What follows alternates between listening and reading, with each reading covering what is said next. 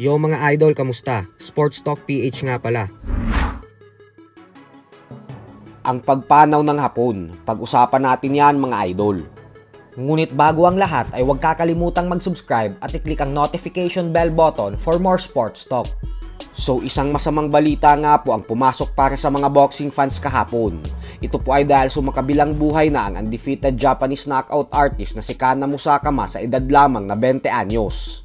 Ito ay ibinunyag mismo ng Japanese Boxing Commission kahapon.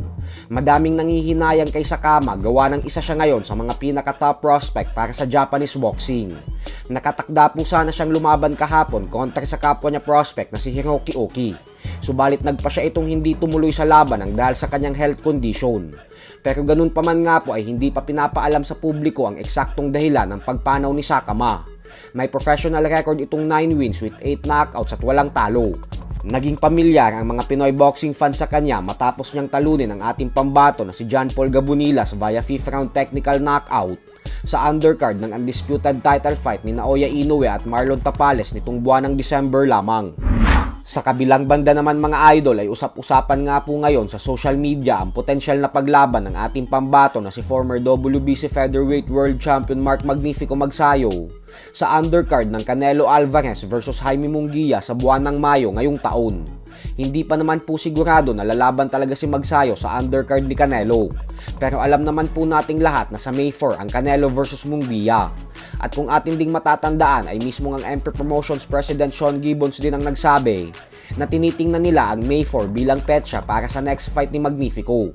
Kaya naman may posibilidad talaga na maisama ito sa lineup ng undercard ng Canelo versus Munguia.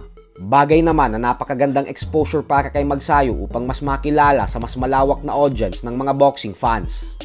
Samantala, matapos nga pong manalo kahapon ng undefeated Mexican knockout artist William Cepeda via 4th round knockout, ay hinamon agad nito ang current WBC Lightweight World Champion Shakur Stevenson upang magtuo sila dahil kumbinsido siya na sapat na ang kakayahan niya upang agawin ang titulo nito at maipatikim kay Stevenson ang kauna-unahang talo nito sa kanyang buong professional boxing career.